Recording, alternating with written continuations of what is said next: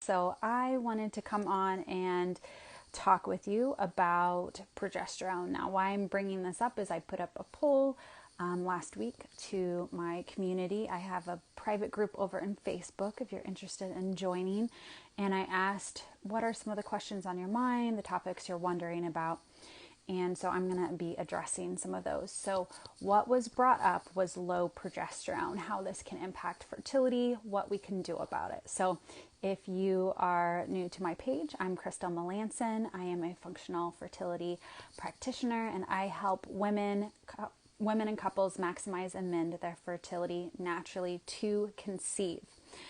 So progesterone is a common topic and an issue that we hear about. And it's really important. It is a hormone our body produces that is really important for fertility because it impacts implantation of the embryo. So it helps thicken our uterine lining. It helps make it a receptive environment for the embryo to implant and start developing. So having that strong, healthy uterine lining, which starts to build up in your luteal phase, is really crucial for this, and progesterone plays a big role.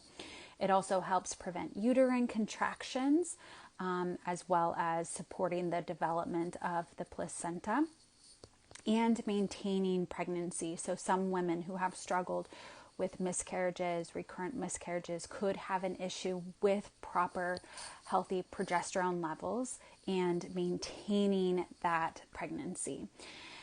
It is also really important for how we feel. So progesterone actually has a huge role in our brain health and our mood, increasing our sense of calm, really helping to have deeper sleep. And so it is important for women that are trying to conceive, but also for all women and how you feel, because it has such amazing impacts on our body. So a few signs that you might struggle with progesterone.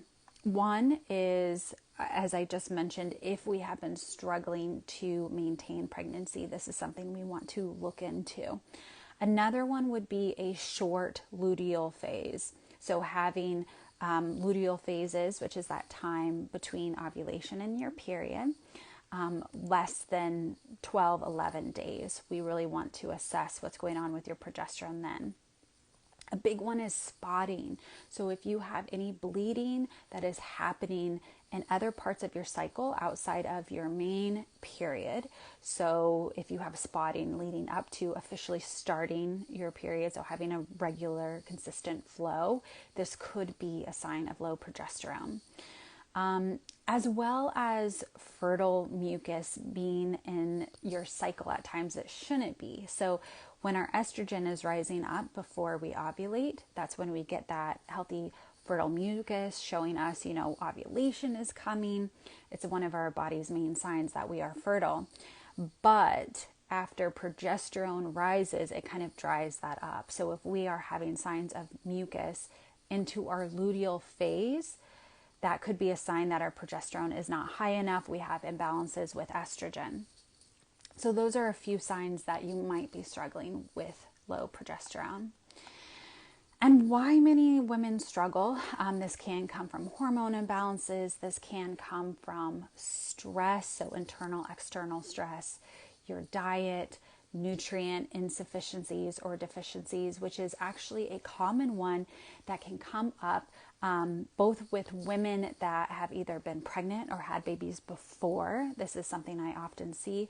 And if you've used hormonal contraceptives in the past. So hormonal contraceptives or things like the pill often deplete our body of many important B vitamins, B6, something that is actually incredibly important for progesterone levels.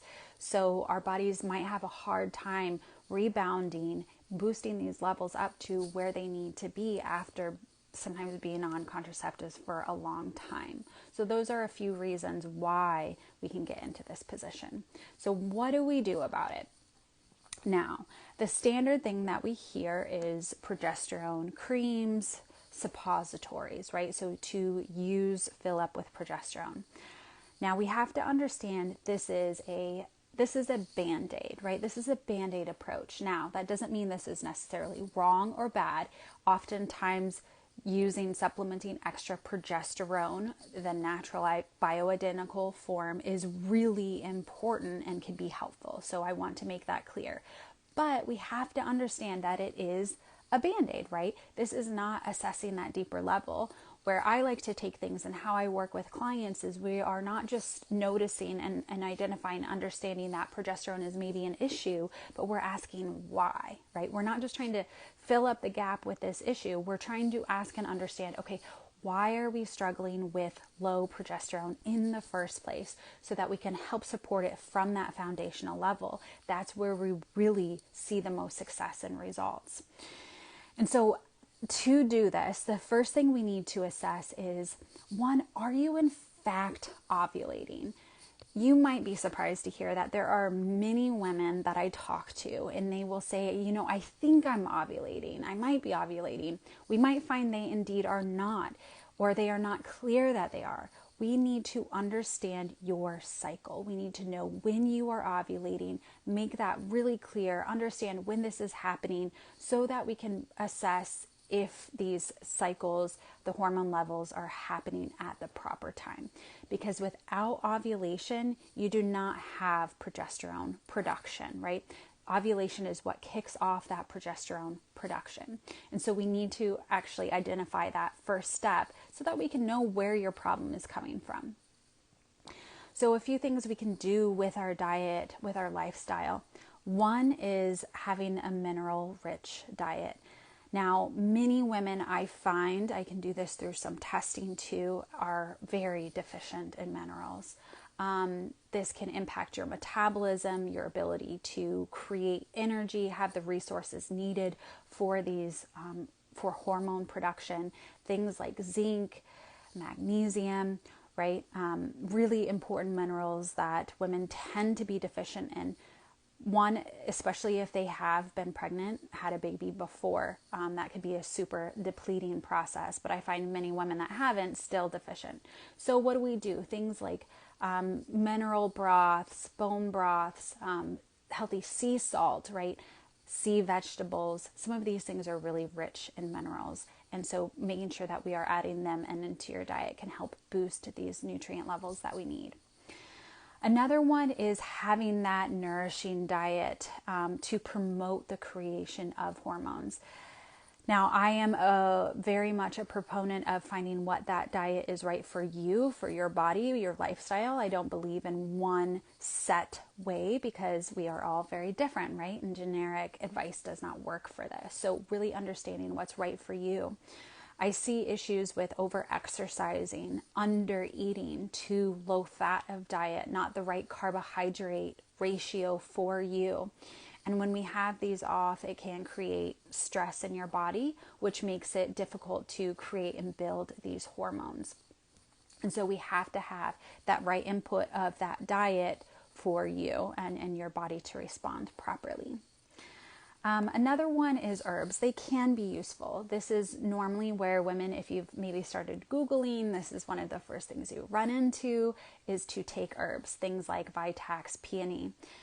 Now, these can be effective, but we have to understand the right way to take them because often this is not translated on the bottle, the right way to take them and if they're right for your body. So I strongly recommend working with a natural fertility specialist that can guide you on this because some herbs can actually worsen conditions if they are not right for you. Things like Vitax, PCOS, they don't always work well for everyone. So we really want to make sure we're pairing you up with the right thing. And stress, so internal, external stress, your gut health, your thyroid, toxicity.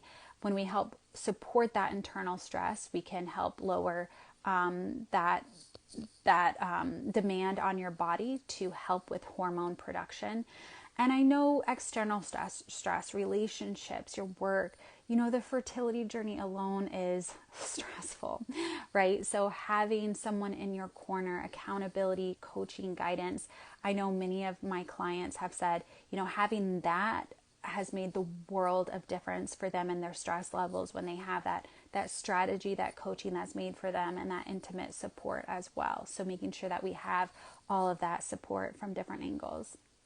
and really making sure we're having optimal nutrient levels. So I talk about this not wanting to be just normal, not wanting to be just fine, but we really want optimal nutrient levels. I see many insufficiencies in women where, they might not have a straight deficiency, diagnosed deficiency in a nutrient, a vitamin, but insufficient level where this is most definitely affecting their health, their metabolism, and fertility. And, one of the biggest takeaways that we want to understand when it comes to helping hormone production and progesterone is that this takes time. It's about 100 days for maturing of the eggs that leads to ovulation. So these habits, they need to be consistent. They need to be sustainable because we have a long time that we can influence the health of our eggs and cycles, which is one, incredible, right? You have a lot of control and you can do things to help this. But two, we want to understand that consistency and sustainability is really important for the ultimate outcome. And knowing that this low progesterone, it is a complex issue. So it's not just fixed by taking progesterone, right? But we want to understand that we want to support your fertility from all of the different levels, right? Asking the deeper questions. Why is this happening? Understanding the whole life cycle of your eggs. Helping fertility from the different angles. That's when we have the highest success rates. So if you are struggling and you need help with your fertility to get pregnant, if you want a natural research-backed approach that is sustainable even with a busy life through the holidays, right? Comment below or shoot me a DM and we can chat about what's right for you. So I hope you found this video helpful. If you have questions about progesterone or any other big topics on your mind, please let me know. Follow along, like and share this post to others that could find this beneficial. And I hope that to support you more on your journey.